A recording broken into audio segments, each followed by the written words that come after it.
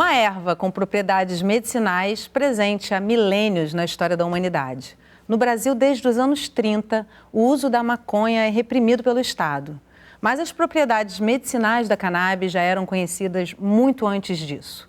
E hoje a criminalização segue falando mais alto do que a importância da aplicação dos benefícios da planta para o cuidado com a saúde de pacientes que, sem ela, não conseguem viver com qualidade de vida. Mas esse cenário, aparentemente, começa a mudar. Essa é a minha farmácia, olha. Não é nem do demônio nem de Deus, é uma planta com propriedades medicinais. Com 10 dias, a minha vida tinha mudado. A associação, eu pago por vidrinho R$180. E o importado é 2.000 e pouco, 1.000 e pouco. As associações, elas estão num limbo jurídico. Não dá mais para a gente ser invisível. Se nós, associações, nos juntarmos e judicializarmos nossos pacientes, dá um rombo de 4 bilhões e 500 milhões para o Estado. Agora é a gente esperar a norma aparecer e falar assim, olha, agora as regras são essas, agora a Anvisa pode dar o passo dela. Comigo no estúdio hoje, conversando sobre cannabis medicinal, Renato Coni, subsecretário de Promoção e Atenção Primária e Vigilância em Saúde do município do Rio de Janeiro. Francisco Neto, secretário executivo do Programa Institucional sobre Políticas de Drogas, Direitos Humanos e Saúde Mental da Presidência da Fiocruz. E Tércio Souza, médico clínico geral com certificação internacional em medicina endocannabinoide. E eu adoro quando você participa de casa me mandando as suas perguntas, dividindo uma experiência com a gente. Vou receber aqui pelo WhatsApp 021 99 701 8122 ou pelas redes sociais do Canal Saúde, então só não deixa de participar. Francisco, Renato, Tércio, que bom que vocês estão aqui com a gente para a gente esclarecer muita coisa sobre a cannabis, né? É importante a gente falar sobre esse assunto, entender o quanto que ela tem de benefício e quando ela não pode ser usada ou não precisa ser usada, né? Francisco, eu vou começar com você. A Anvisa já liberou o tratamento com canabidiol para 12 doenças, me corrijam se eu estiver errada nesse número, né? Mas a produção local, ela continua não regulamentada, como a gente vai ver aqui ao longo do programa. Qual é o resultado disso? Qual é o problema disso? Bom dia. Bom, eu acho que esse processo, né, não só no Brasil, como em todos os países que têm entendido que é necessário avançar na disponibilização do acesso, né, a medicações, né, derivados da cannabis que tem não só o canabidiol, né? Tem outros canabinoides também que podem ter potenciais terapêuticos. Acabam tendo dificuldades regulatórias, né? Porque a gente já tem uma situação onde a cannabis, né, a planta ainda é proscrita, né? Ainda está na lista internacional de substâncias proscritas. Então tem mudanças tanto no campo internacional quanto no campo nacional e dentro das esferas estaduais e municipais necessários para a gente poder conseguir ter esse avanço, né? E a Anvisa tem feito um esforço com essas, às vezes, dificuldades, né? Diante desse cenário complexo que é a regulação. A gente tem entendido atualmente que o processo das leis, né, que gerem isso já permitem que a gente possa fazer uma regulamentação para o uso terapêutico de cannabis. Isso já é uma possibilidade, só não é uma coisa simples de fazer, né? Então, várias entidades, como a Anvisa e várias outras, vão ter que estar juntos pensando como fazer isso da forma mais adequada possível.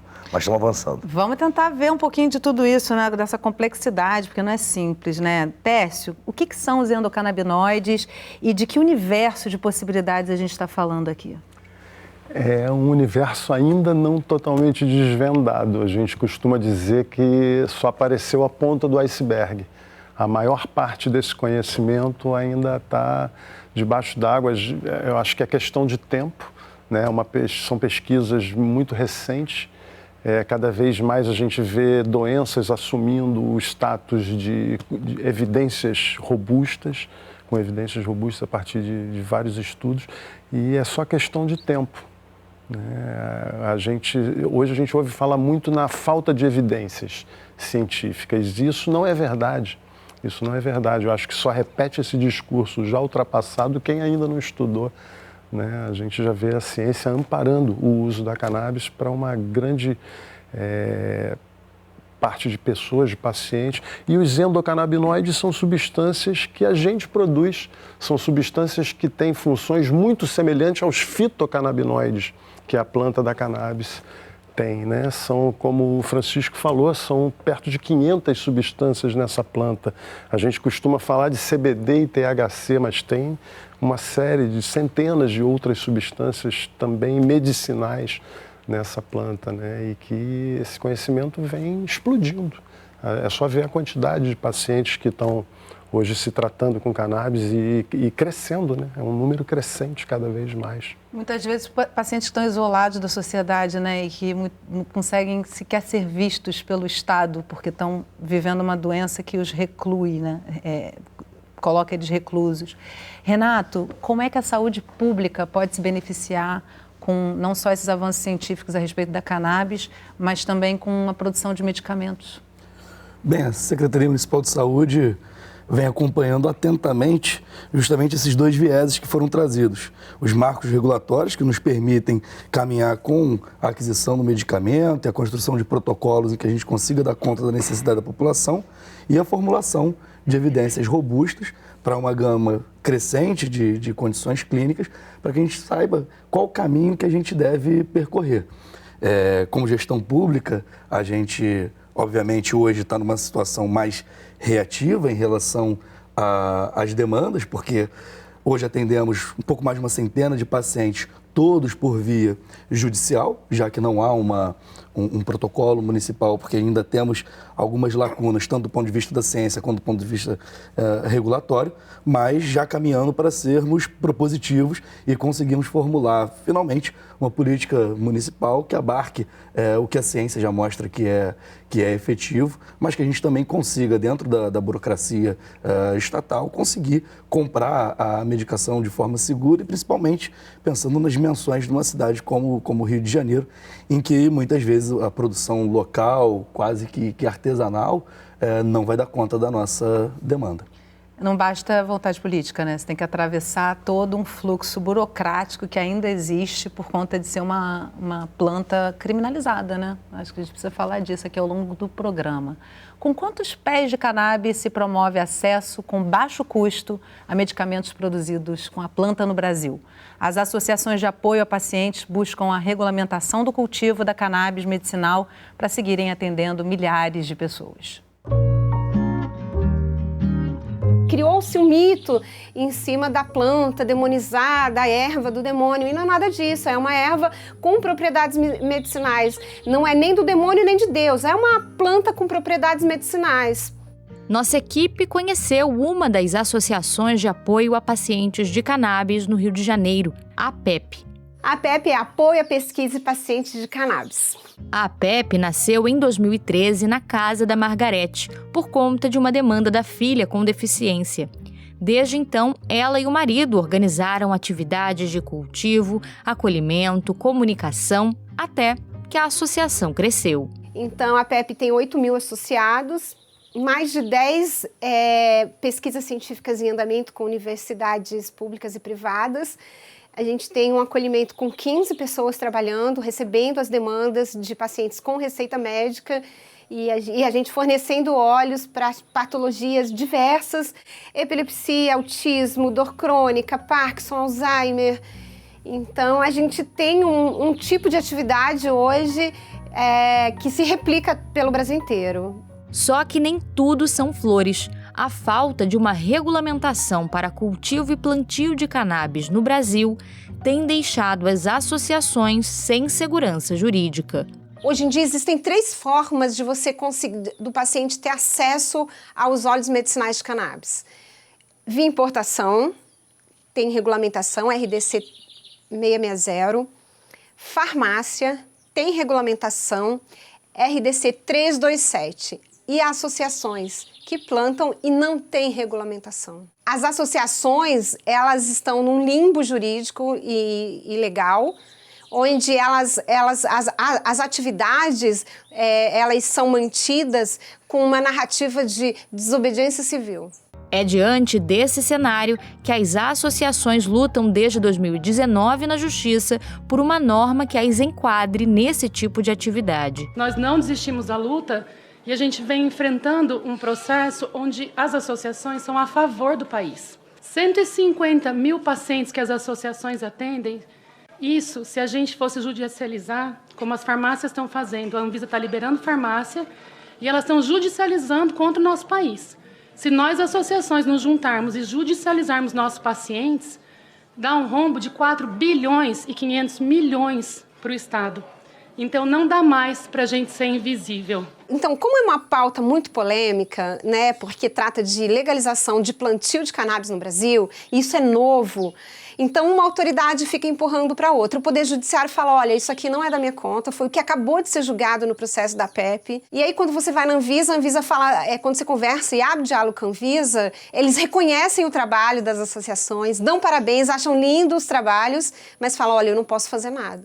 E aí a gente foi para o Palácio do Planalto. E aí, até que enfim, pela primeira vez na história, o Ministério da Saúde foi um órgão que reconheceu a competência para regulamentar o cultivo de cannabis das associações, inclusive. Margarete esclarece que a Anvisa é responsável apenas por fiscalizar as atividades. Ela diz, eu não posso tomar a iniciativa de regulamentar o cultivo, mas eu posso fiscalizar.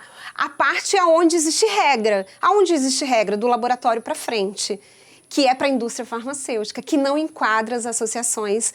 As associações não conseguem se enquadrar nas regras da indústria farmacêutica. E essa é a dificuldade da Anvisa de lidar com as atividades das associações. Eu acho que quando o Ministério da Saúde assume essa postura de entender que é dele a responsabilidade de regulamentar, eu acho que agora é a gente esperar a norma aparecer e falar assim, olha, agora as regras são essas, agora a Anvisa pode dar o passo dela, porque agora o Ministério da Saúde delegou o que a Anvisa estava pedindo para fazer. Em janeiro, será o momento de um segundo diálogo para avançar com o tema. Eu acho que é um caminho importante para a gente avançar e para além da legitimidade social, a gente também tem uma legitimidade legal, né? Uma norma para a gente chamar de nossa com as nossas atividades aí. Tércio, me atualiza esse número. Eu disse no início eu disse na chamada do programa que são 180 mil pacientes, mas depois eu li que esse número já aumentou bastante, né? Você tem uma noção aí do que... É difícil porque tem muitas associações que trabalham com certo isolamento. A gente não tem uma entidade, uma instituição que, por exemplo, que agregue esses números, né? Um número que eu acho muito importante de falar, que foi citado naquela reunião mostrada onde a Fernanda da Maria Flor faz aquela colocação do custo que seria para o SUS, né, se judicializassem todos os pacientes hoje atendidos pelas associações, né? Foi citado nessa reunião pelo Enor, que é um dos responsáveis da Flor da Vida.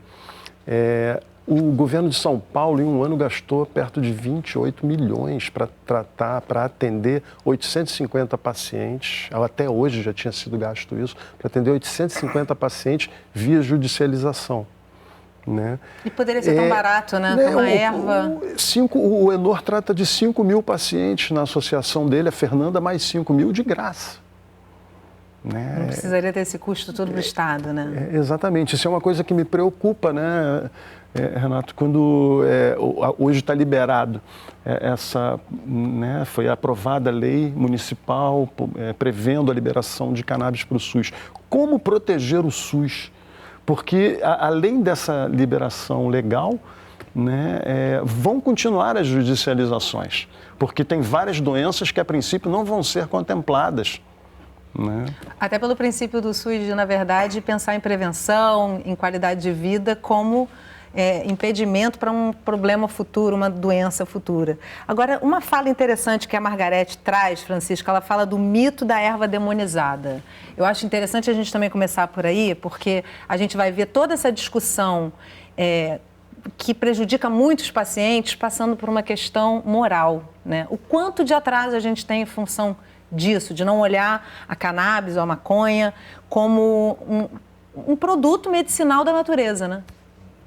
Bom, nós do Programa Institucional, né, de Política de Drogas, né, aqui da Fiocruz, a gente tem um avanço importante sobre esse debate com um escopo mais amplo, né, do que é, quais são os efeitos, né, dessa lógica que a gente chama aí do proibicionismo, da guerra às drogas, né, para a saúde da população, né, no nosso recorte em termos de impactos da saúde, que uma regulação internacional que tinha a intenção de proteger a saúde, muitas vezes acaba tendo um impacto muito negativo para a saúde individual e coletiva da população. Isso não só sobre cannabis, não só sobre a maconha, isso vale para as outras substâncias também que são proscritas, né?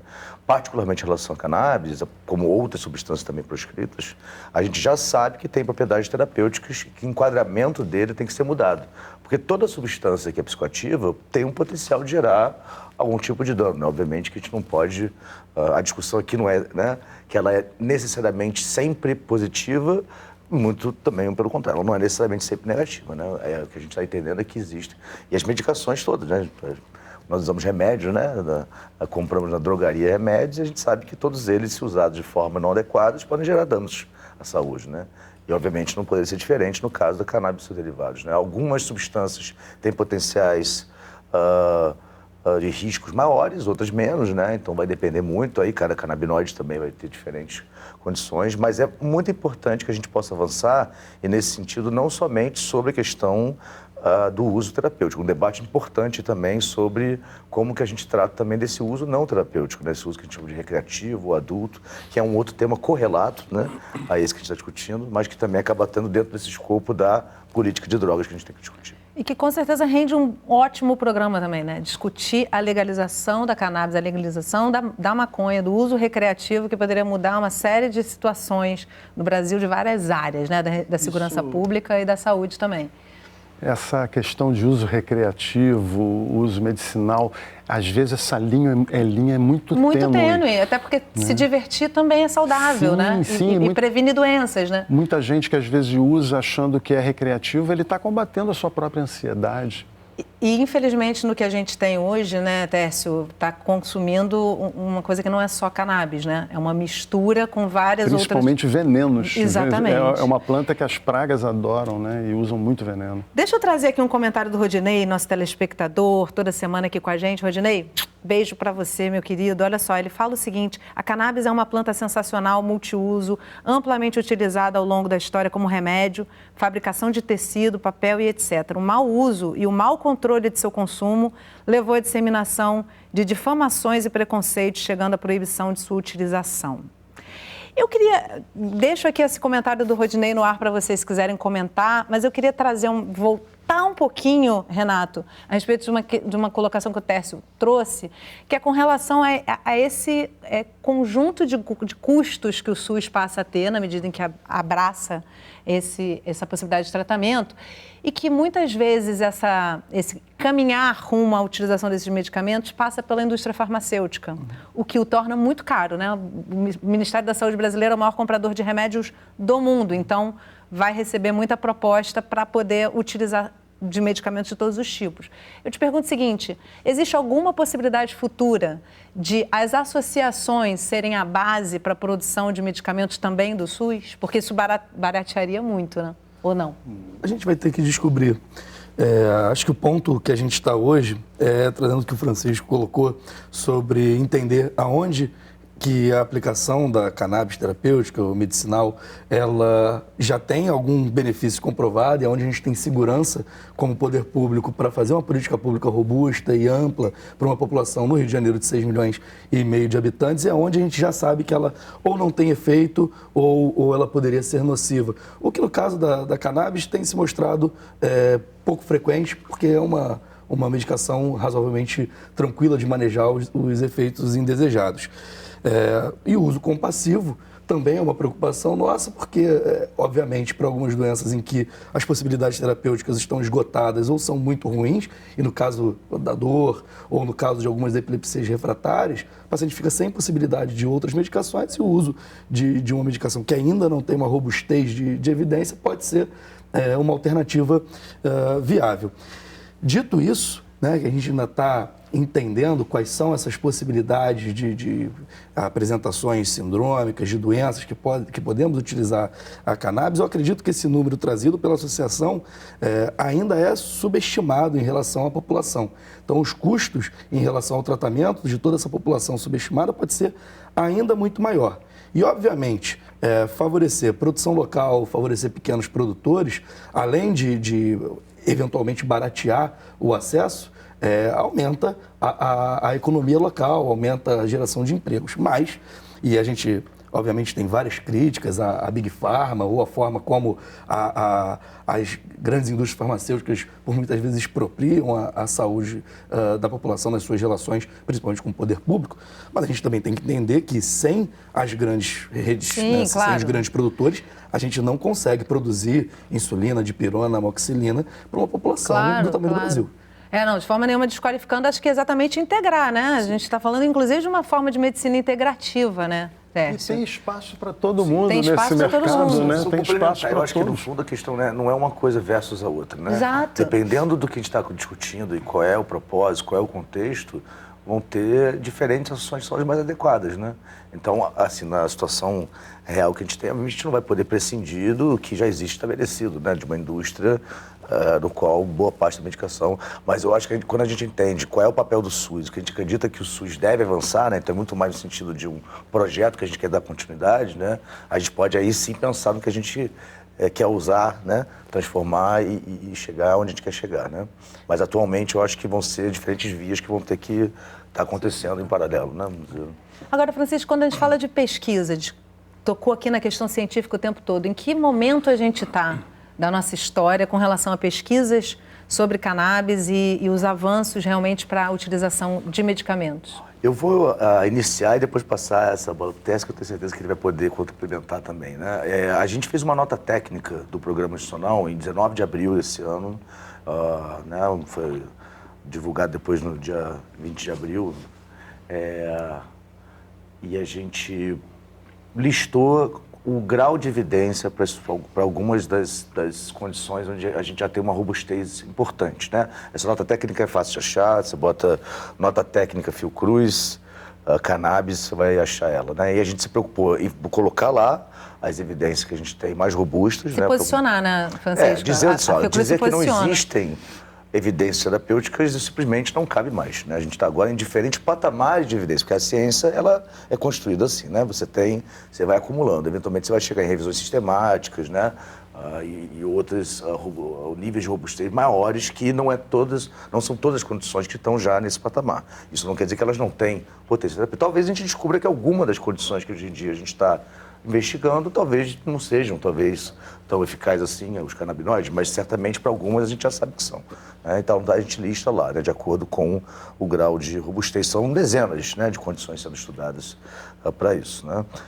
E além disso, a gente também fala sobre como que é necessário esse avanço regulatório, tendo em vista que a discussão sobre existe uso terapêutico da cannabis está superada, inclusive, dentro dos órgãos da ONU, da Organização das Nações Unidas, que fazem esse debate, né? Então a OMS, a Organização Mundial da Saúde, propôs a mudança da categorização da cannabis da lista 4, que é a lista que diz que não há uso terapêutico daquela substância, né?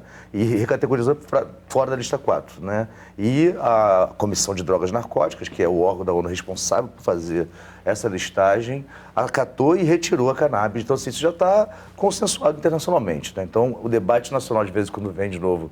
Mas a gente não sabe que o terapêutico é meio que um não debate, porque isso já está consolidado. Agora, o avanço desse debate a partir de mais pesquisas, isso ainda vai demandar muito esforço, recurso. Ainda temos que avançar muito e apostar e investir muito nesses potenciais terapêuticos. A gente ainda não sabe muita coisa ainda. E é fundamental que a gente avance nesse conhecimento.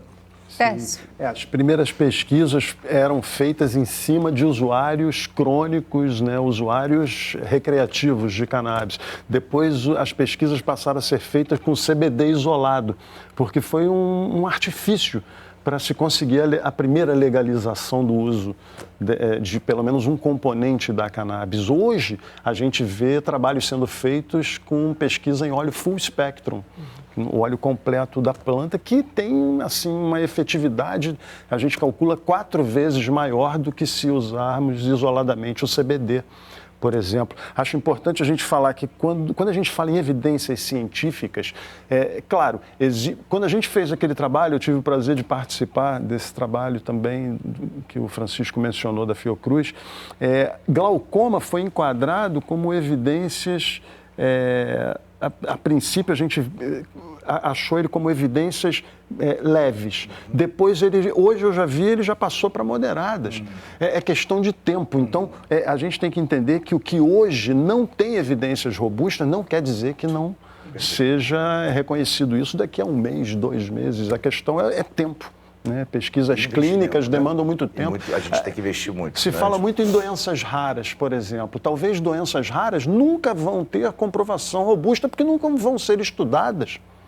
Né? Porque não existe esse interesse. E aí tem a validação empírica também, né? Porque o paciente muitas vezes vai utilizar a cannabis e vai perceber que ficou com um estado de tranquilidade maior, isso sendo acompanhado por um médico é super importante. Agora, antes da gente ir para o intervalo rapidinho, porque a gente tem uma matéria ótima com 2 exemplos de pacientes que se beneficiam desse tratamento.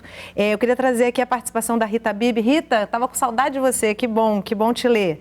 Ela fala o seguinte: minha percepção é de que a regulamentação pode iniciar ou desbancar de organizações criminosas poderosíssimas em tudo na sua dimensão, em toda a sua dimensão. É aquilo que a gente estava falando, né? Também vai impactar na questão da violência, né? Da questão da segurança pública. Vamos então fazer um intervalo rapidinho, porque a gente já volta trazendo os 2 exemplos que a gente tem, né? Da cannabis para qualidade de vida. A gente vai conhecer 2 pacientes que se beneficiam do tratamento com esse tipo de medicação. Não sai daí que a gente volta já.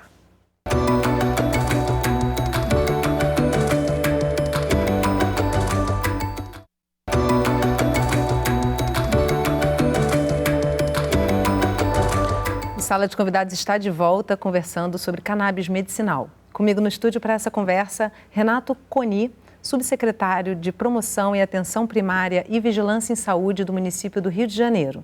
Francisco Neto, secretário executivo do Programa Institucional sobre Políticas de Drogas, Direitos Humanos e Saúde Mental da Presidência da Fiocruz. E Técio Souza, médico clínico geral com certificação internacional em medicina endocannabinoide. E você que ainda não participou do programa de hoje, manda suas perguntas, seus comentários para mim aqui pelo WhatsApp 021 99 701 8122 ou pelas nossas redes sociais. Luciana e Raquel, das experiências bem diferentes na busca pelo tratamento com cannabis, mas uma coisa em comum: melhora na qualidade de vida.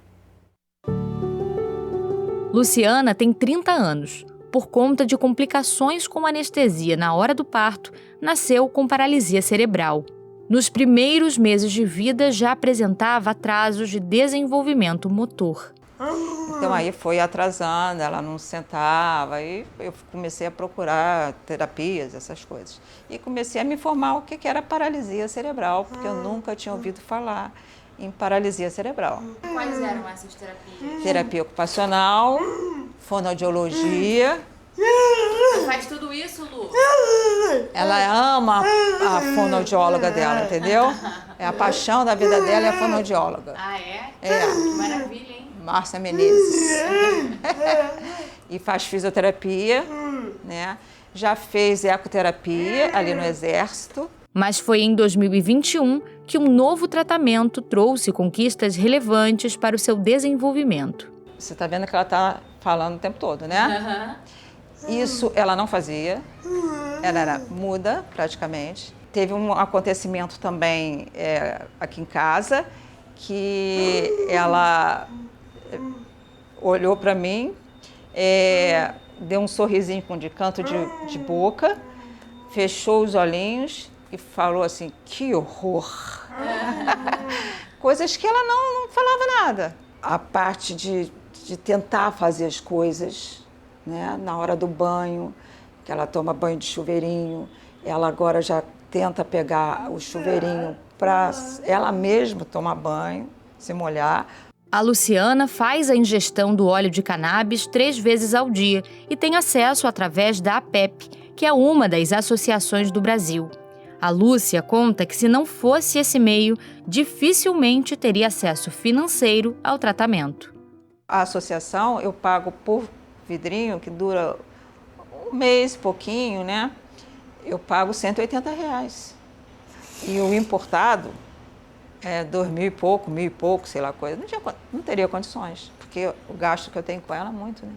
E quem também faz tratamento medicinal com a cannabis é a Raquel Ramalho, de 48 anos. Desde a adolescência, ela apresenta um quadro clínico de dores crônicas fortes e de difícil diagnóstico. Eu tive suspeita de esclerose múltipla. Na verdade, o meu quadro, o que acontece? Ele foi diagnosticada a fibromialgia, entendeu? Para poder justificar os mais de 200 sintomas. Eu tenho manchas roxas pelo corpo, crescem caroços quentes do nada, sem eu bater nem nada, e depois fica roxo, e aquilo dói em várias partes do meu músculo. Existe uma investigação de polineuropatia, eu tenho miopatia também, que já foi diagnosticado nas pernas. As medicações que eram receitadas a Raquel não apresentavam melhora dos sintomas, até que, pesquisando outros tratamentos pela internet, ela se deparou com relatos de pessoas que faziam uso medicinal de óleo de cannabis. Aí eu entrei na internet, encontrei uma pessoa que fazia um tratamento para câncer, ilegal, né? Porque na época nem podia, né? Ele plantava e ele fazia o óleo para ele tratar. E aí ele, muito gentil, me forneceu um pouquinho do óleo dele e falou: Raquel, vou mandar para você, você experimenta, se der certo para você, aí você dá um jeito, né? Vê, eu acho que deve ter algumas associações, ou se não, procura. Eu falei, tá bom. Com 10 dias, a minha vida tinha mudado. Eu não vou dizer para você que eu não sinto dor, que eu não sinto uma série de sintomas, porque eu sinto. Só que, assim, por exemplo, o nível das minhas dores era 10 é pouco, no nível máximo 10 era pouco, era nível insuportável. Atualmente, a Raquel tem autorização judicial para o plantio em casa e fabrica o seu próprio medicamento. Essa é a minha farmácia, olha. Ó, tá vendo? Ela conta que já sofreu preconceito de muitos médicos ao dizer que fazia tratamento com óleo de cannabis e que acompanha hoje a repercussão das pesquisas e evidências desse tratamento e a luta pela regulamentação do plantio. Como que esse corpo vai ficar preso por conta de uma coisa? Só traz vida, ela não mata, entendeu? Ela não mata, não existe overdose de maconha, você pode tomar um vidro, e eu tinha acesso a um monte de Rivotril, sabe? Um monte de coisa que é muito fácil, é perigoso. Vou falar para você, é perigoso as pessoas que têm os mesmos problemas que eu ficarem em contato com essas medicações. Ela é a minha vida. Essa planta aqui, sem ela eu realmente não sou ninguém, mesmo. Tércio, essa fala final da Raquel, como é que um corpo vai ficar preso pelo consumo de uma planta que não mata enquanto medicamentos perigosos são utilizados, né? Representantes das associações estão cumprindo penas. Queria que você falasse um pouco disso, né? O quanto que essa luta vem sendo, como que ela vem sendo combatida, né? Com coragem, né? Com ousadia. É muita ousadia de quem está nessa frente. Porque volta e meia a gente vê um revés desse, né? Alguém sendo, há pouco tempo, uma senhora foi presa também, se não me engano, em São Paulo, porque ela plantava e ela tinha uma associação e mesmo assim, ela tinha um habeas corpus e mesmo assim foi constrangida, sabe? Então, e eu acho que essa solução que a Raquel encontrou do próprio plantio, ela mesma fazer o próprio remédio, eu acho inevitável que com o tempo se estabeleça como um direito de cada paciente, porque existem milhares de cepas, milhares de genéticas diferentes de cannabis. E a gente costuma dizer que cada planta é um remédio diferente, não adianta só substituir a miligramagem de CBD por outro, às vezes esse outro remédio não vai funcionar. E eu acho inevitável que cada paciente tenha esse direito de procurar a sua melhor planta, o seu melhor remédio. Eu acho que esse é o é o grande objetivo que a gente E uma curiosidade, alcançar. A Raquel, quando foi gravar com a gente, ela pediu para colocar a planta do lado dela. E eu acho que isso é um processo também de ir descriminalizando. Olha só, é só uma planta que me faz bem, né, que eu utilizo para tratar. Eu acho que esse tema acaba também entrando quando a gente vai para além da questão do se é uso somente terapêutico medicinal, né? Eu acho que, na verdade, o direito individual da pessoa, quando ela não está gerando para nenhuma outra pessoa qualquer dano. Não está gerando violência nenhuma, né? Que aí não é só somente se aquilo também né, realmente a questão da autonomia, né? Que a pessoa possa entender que aquilo ali ela pode fazer. Se tem outras vias, talvez sejam melhores, mais adequadas, a gente pode oferecer, mas a pessoa não pode ser impedida de, né, da sua autonomia, produzir ali para ela o que ela acha que é adequado, né? Uma pessoa adulta tem esse direito, ou pelo menos deveria ter.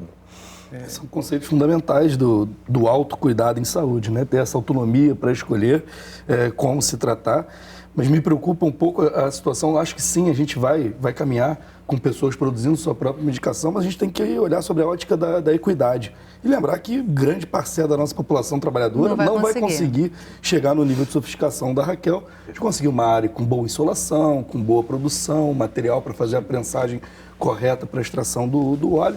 Então a gente, como prefeitura, como Estado, como federal, vai ter que dar conta de equalizar essa equidade e fazer com que todos tenham o mesmo nível de acesso. Que essa produção seja saudável, né? Hoje em dia, a própria Unicamp, que analisa os óleos da APEP e de outras associações, eles se disponibilizam para analisar óleos de produções individuais. Olha que interessante. Então, é possível hoje uma pessoa que tenha um habeas corpus, ela ter um certificado de análise pela Unicamp, dos seus óleos, e ela mesmo fazer esse controle, né, do que ela está produzindo. O que não deixa de ser uma forma também do Estado chegar junto da população, né? A Unicamp é uma universidade federal e super importante realmente, né? A academia está debruçada nisso. Mas eu acho que, assim, concordando, né, que uma coisa não impede, assim, o fato da gente defender a autonomia da pessoa fazer isso também não impede que a gente entenda que isso não é uma coisa possível para todas e que também cabe ao Estado e cabe, nesse caso, ao SUS, na esfera federal, estadual e municipal, garantirem que isso esteja disponível, mesmo aqueles que não vão ter capacidade de fazer a produção. Ou seja, né, de novo, vias complementares que têm que ser garantidas também para as pessoas. A gente sempre faz uma entrevista anterior ao programa, né? A nossa produção Cristóvão Paiva faz esse contato. O Francisco comentou com ele sobre a questão do Farmacon. Queria que você trouxesse esse conceito aqui para a gente, a diferença entre o remédio e o veneno, né? Sim. E que pode estar não só numa erva qualquer, mas também na indústria farmacêutica, né? De saber a dose do que se tomar. O que a gente vê com muita frequência também é vício em medicamento, devidamente receitado e que muitas vezes extrapola muito, né? Um debate, inclusive, que a gente faz aqui na Fiocruz, né? O pesquisador aqui, Paulo Amarante, outras pessoas aqui da Fiocruz debatem sobre isso, né? Que é sobre como que as drogas psiquiátricas, né? Que são drogas prescritas, né? São drogas que são medicamente prescritas e podem gerar uma prescrição, vamos dizer, que pode gerar um uso problemático, até abusivo, né, das substâncias. Então, Farmacon é esse conceito que a gente fala, o Farmacon, né, que é aquilo que pode ser o seu remédio, numa certa dose, também pode ser o veneno, né? Isso é lá desde os gregos, né? E é uma coisa, na verdade, que no campo da saúde é uma sabedoria nossa, assim, olha, não tem uma coisa que é boa ou má necessariamente, né?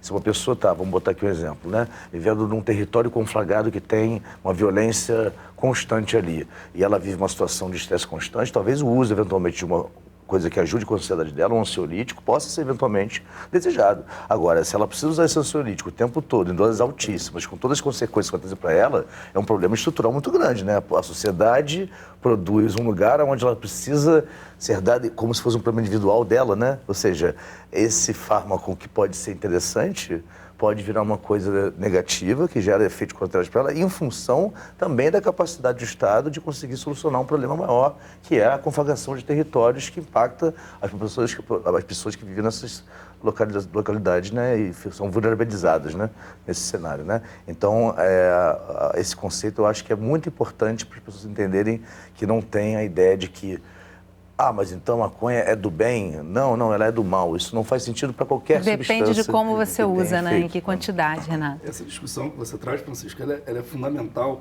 E é curioso que a gente só coloque luz nessa discussão em relação a cannabis. Como você bem disse, todos os fármacos têm essa dualidade. A gente no Brasil já teve, inclusive, reportagens da grande mídia falando sobre a nação Rivotril, né, o uso do clonazepam indiscriminado pela nossa população para resolver problemas que são da ordem social e não da ordem médica ou de saúde propriamente dito. Então, para além disso, a discussão sobre o disease mongering, que é super importante para a gente entender quais são os limites éticos da entrada da indústria farmacêutica no que é considerado normal na nossa sociedade, quanto que a gente pode ter benefícios para a indústria que não são benefícios sociais. Isso não pode se circunscrever à discussão da cannabis, a gente tem que fazer uma discussão ampliada sobre esses conceitos e aí sim colocar a cannabis no bolo, entendendo ela como uma das possibilidades terapêuticas atuais para uma gama de condições, sem também se deslumbrar com a possibilidade de panaceia, porque os médicos, os prescritores, que são sérios, eles sabem muito bem quais são os usos e tomam os cuidados corretos para essa prescrição. Tércio, tem também a ver um pouco com o que você falou ali inicialmente dessa linha tênue, e aí a gente também volta um pouco a discutir a questão da descriminalização, porque a gente hoje tem um tráfico que vende um produto absolutamente tóxico, né? E a gente acaba não podendo falar, não conseguindo falar abertamente sobre o consumo continuado da maconha recreativa, ou seja, aquela pessoa que acorda, almoça e janta, né? E começa muito cedo, adolescentes que começam muito cedo. A gente conversava outro dia sobre as consequências disso, né? De determinados resultados que a pessoa tem a longo prazo por conta do consumo sem uma orientação e sem uma cultura correta, né? A própria proibição, às vezes, impede a educação, impede a pesquisa. E incentiva esse tipo de comportamento compulsivo, talvez? Sim. Hoje se fala um conceito que eu considero mais atual, que eu ouvia pela primeira vez da boca do Dr. Leandro Ramírez, numa aula que eu assisti dele, que ele fala em uso funcional e uso disfuncional da cannabis. Né? E não em uso recreativo. Quando ele é disfuncional? Quando ele deixa a pessoa funcionando pior. Quando ela serve para a pessoa funcionar melhor, é um uso funcional, não tem como não ser considerado um uso terapêutico.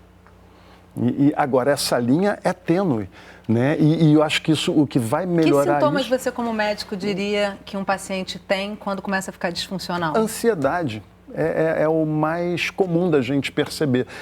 Quando a gente fala em maconha recreativa, né? Quem fuma cannabis está buscando o THC. O THC em doses baixas, ele induz até sonolência, ele te acalma, mas em doses altas, ele pode gerar ansiedade, ele pode desencadear uma síndrome do pânico em algumas poucas pessoas, mas pode. Né? Então, esse uso ele tem que ser feito de acordo com a tua necessidade. E um jovem, ele às vezes não tem condição desse julgamento, ele está buscando a alteração de consciência.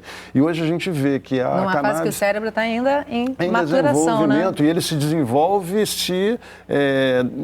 moldando para aquela substância. E hoje a gente vê que o uso em menores, alguns médicos falam em 20 anos, antes dos 23 anos, ele pode ser danoso, ele pode provocar alterações de comportamento que podem perdurar até 10 anos, mesmo depois de interrompido. E a minha diretora está aqui trazendo para mim que, inclusive, isso ainda mistura com álcool, né? A gente fala do problema do álcool, mas aí, como não se pode falar, maconha não é nem para estar ali, então não se fala disso.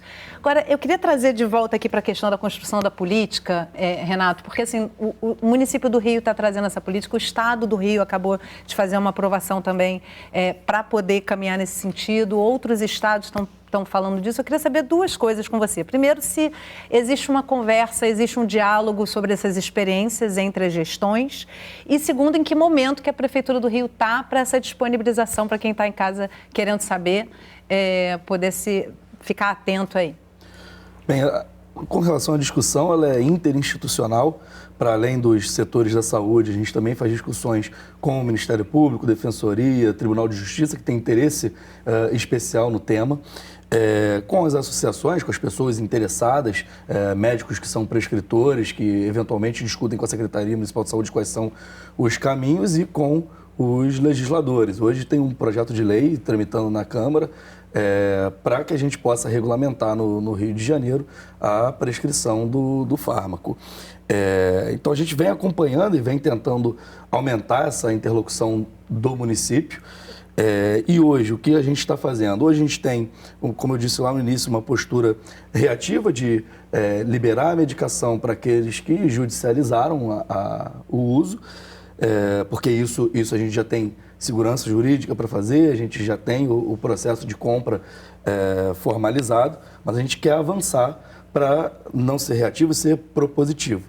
Para isso, a gente está estudando quais são as apresentações, as síndromes, os CIDs, as doenças em que há uma maior segurança do ponto de vista da evidência científica para que a gente possa fazer uma política ampla, lembrando que são 6,5 milhões de habitantes no Rio de Janeiro. Não é simples, né? Exato. É um processo. 1.300 equipes de saúde da família, fora as policlínicas. Então, uma e vai rede... ser na atenção básica, né? Com profissionais de saúde da família, não é isso? Preferencialmente. O Rio de Janeiro, em geral, coloca suas ações sempre na atenção primária, na atenção básica. As equipes de saúde da família são responsáveis pela coordenação do cuidado, então elas também são responsáveis por levar essas novas iniciativas para a rede. Então, treinar 1.300 equipes, garantir uma homogeneidade de ação em 1.300 equipes, exige da gente alguns cuidados que estão sendo tomados para que a gente possa formular protocolos muito corretos, protocolos muito bem embasados e acompanhando a legislação para que,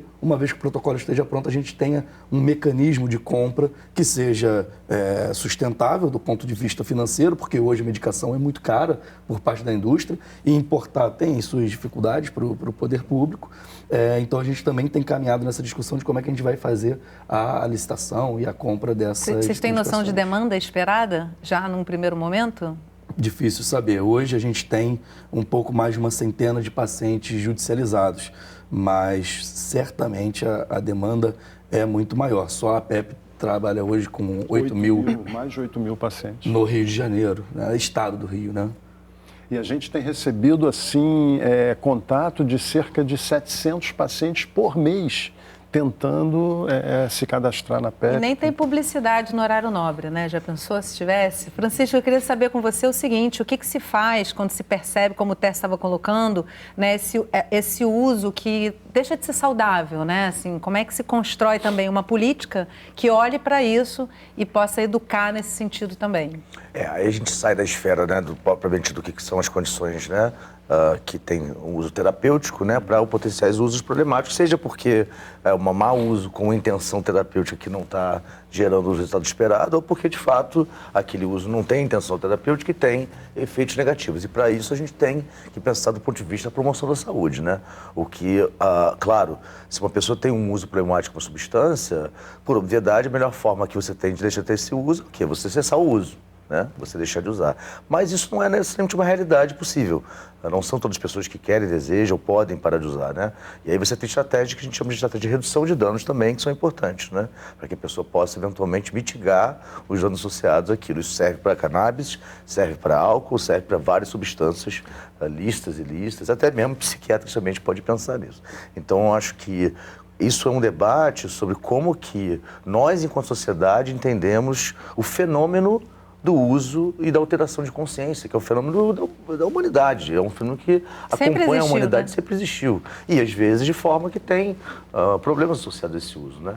E que a gente não tem como simplesmente falar assim, a gente deseja que isso suma. A gente está tentando extinguir o uso de substâncias tornadas ilícitas já tem algumas décadas e as drogas estão ganhando. A gente não está conseguindo extinguir esse uso, né? Então, essa estratégia tem que ser adequada para uma coisa que parte de um pressuposto de garantia de direitos, garantia de saúde, né, e que a pessoa tenha, como está na nossa Constituição, o direito à saúde garantida, mesmo aquelas que têm, eventualmente, algum uso problemático de substâncias. E eu acho importante também falar, Francisco, que hoje a cannabis ela já não é mais vista, pelo menos por quem estuda, como uma porta de entrada para outras drogas. Ela hoje é mais considerada uma porta de saída, ela está sendo usada até contra essa epidemia de opiáceos que aconteceu nos Estados Unidos bem recentemente. Existem estudos que mostram que é possível que a cannabis ameniza, seja né, uma forma de reduzir até eventualmente estudos menores, então mostrando pessoas que tinham uso problemático de crack, por exemplo, né, e conseguiram com a cannabis diminuir ou até mesmo cessar o uso, né, que era trazer um dano maior, né, e a cannabis, não que a cannabis tenha sido nesse sentido, ela terapêutica, mas ela ajudou a mitigar o impacto dessa outra os sintomas, melhorar os sintomas, né, de abstinência. Agora, de novo, né, eu acho que porque essa concepção de porta de entrada, né, porque eu acho que quando a gente fala como um certo efeito é uma porta de saída, porque a gente, na verdade, está um pouco ironizando a concepção de porta de entrada, né, porque eu acho que a gente diz assim, temos que não ter nenhuma substância disponível, então temos que extinguir, porque uma substância mais leve, que seria a cannabis, vai ser a porta de entrada para as outras. Então, se ela não existe, e é uma lógica, na verdade, que ela não como se o uso de determinada substância que altera a consciência fosse indutora, né, de um uso de outra substância. E aí a gente vê a questão dos opioides nos Estados Unidos, mostrando que, na verdade, quem induziu a crise dos opioides nos Estados Unidos foi a indústria farmacêutica com opioides lícitos e os médicos estimuladíssimos por uma estratégia de marketing pesadíssima da indústria e que a partir daí a gente tem hoje em dia a morte de dezenas de milhares de pessoas por overdose lá, fentanil, agora não só, né, a própria heroína, e isso tudo maior parte induzida pela indústria. Então, a porta de entrada então aí para essas mortes foi a indústria farmacêutica. Então a gente tem que pensar também, né, como é que se seleciona o foco dessa discriminação, descriminalização e criminalização, né? Sim. Queria pedir desculpa para a audiência aqui, que a apresentadora teve um acesso de tosse e também porque o nosso telespectador Rodinei me corrigiu aqui, eu realmente fiz uma confusão, que a Unicamp é estadual, não federal, como eu disse. Tércio, tem uma fala também na reportagem que é muito interessante pensar como essas associações começam, né? Como uma iniciativa de pais que tem uma criança em casa precisando, né, tratar uma questão de saúde grave, né, e que começam na clandestinidade a fazer essa produção e expandir esse cuidado, né? É uma história comum a praticamente todas as associações, né? Sempre tem um filho, algum parente muito próximo com doenças muito graves, e que as pessoas no início lutam, nem que seja clandestinamente, para trazer esse medicamento para esse parente e começam a espalhar isso por pessoas que começam a correr. A partir do momento que o filme ilegal foi veiculado, né, que mostra a história de formação da APEP, várias pessoas começaram a correr, perguntar para a Margarete, para o Marcos, como vocês estão solucionando isso. E não tinha como não ajudar essas outras pessoas que também tinham problemas muito semelhantes. E a gente vê isso, hoje eu coloco assim que essa expansão do uso da cannabis no Brasil, ela está partindo muito da demanda dos próprios pacientes. Os pacientes hoje, eles já estudam, eles sabem o que é um sistema endocannabinoide, uma grande parte deles, e eles já chegam com essa demanda. Os médicos, muitos médicos, eu vejo comentando isso comigo, eles estão partindo para esse estudo a partir da demanda de seus pacientes. Né, que às vezes já usam o óleo e chegam para ele, olha, eu estou melhorando com o óleo, mas aí o médico não sabe e ele vai estudar para poder atender. Então, eu vejo a demanda partindo muito da necessidade dos próprios pacientes. Renato, a gente está chegando no finalzinho do programa. Eu queria que você trouxesse para a gente um pouquinho sobre como é que essa demanda para a construção dessa política já está chegando para você. Você já trouxe um pouco aí ao longo do programa, mas também deixasse aí para a gente ir fechando o que vem pela frente, né? E como é que a Prefeitura percebe a importância de se incluir esse medicamento, o que vocês esperam para a saúde pública, enquanto benefício para a saúde pública? A demanda tem vindo de várias maneiras. É um tema que já está ganhando as ruas, é um tema que está sendo debatido no Congresso, está sendo debatido na academia, está sendo debatido e ele é trazido, como bem disse o Tércio, pelas famílias e pelos médicos que estão prescrevendo. Então, já foram inúmeras provocações à Secretaria Municipal de Saúde, com esse mesmo questionamento de como é que a gente está pensando, se a gente não quer instituir uma política. A gente tem outras secretarias municipais que já avançaram nisso, em cidades menores. Então, Búzios tem uma experiência legal em um centro do autismo, com aproximadamente 300 pacientes sendo atendidos. Volta Redonda, mais recentemente, né, no início desse ano, também com uma gama de 4, 5 comorbidades que estão tendo o acompanhamento com a cannabis. Mas, novamente, o Rio de Janeiro tem particularidade, né? Segunda maior metrópole do Brasil, a gente precisa ter um pouco mais de segurança de todos os lados para que a gente possa instituir uma política pública, mas essas experiências menores, essas experiências desses vizinhos têm nos ajudado a caminhar. Nossa expectativa é que 2024 seja um ano em que a gente consiga tirar do papel essas ações, caminhar com um pouco mais de celeridade para a instituição da política pública, fazer as aquisições e começar a prescrição e dispensação na nossa rede. Francisco, mensagem importante para finalizar aí o programa. Não, eu acho que pegando até, né, a gente ter um momento aí de uma certa otimismo, uma esperança de que a gente vai ter, nesse cenário atual, a possibilidade de realmente conseguir avançar, principalmente do que é a questão final, né? Pessoas que estão em situações de algum grau de sofrimento, por diferentes condições, e que podem se beneficiar disso, terem de fato acesso a essa medicação, né? Eu acho que a gente está como o Tess colocou, uma pressão que vem da sociedade, né? É uma percepção de que há um benefício e fazendo com que as organizações, as instituições, os profissionais tenham que se movimentar para poder dar conta de uma demanda orgânica que está vindo da sociedade, né? E eu acho que a gente tem aí um avanço importante, espero que a gente consiga, na complexidade que é esse tema todo, o mais breve possível, conseguir dar conta dessa demanda de acesso que a gente quer dar conta através do Sistema Único de Saúde. Tércio. Eu gostaria de aproveitar esse espaço aqui e pedir ao Poder Legislativo, que eu acho que é o grande protagonista que pode solucionar esse problema, né, que olhem para as associações, que olhem com bons olhos para as associações. Eu estou aqui com a camisa da APEP, mas eu me sinto aqui representando todas as associações do Brasil, que eu não sei nem dizer o número, talvez uma centena delas. Né? E olhem para elas porque elas têm um poder fundamental nesse espaço que se abriu hoje no Brasil. Tá? E que a gente faça um programa daqui a não muito tempo falando de avanços nas políticas e no acesso a esse medicamento que tem feito bem a tanta gente que precisa. Gente, muito obrigada, Francisco, Renato, Tércio, que debate bom ouvir vocês. E obrigada a você que acompanhou o programa de hoje aqui pelo Canal Saúde, um dos nossos canais parceiros. Se você quiser compartilhar essa conversa, entra no site do Canal Saúde, você vai encontrar um acervo com a nossa programação completa. E não esquece que toda semana a gente tem um assunto relevante para dividir com você, então eu te espero no próximo programa. Até lá!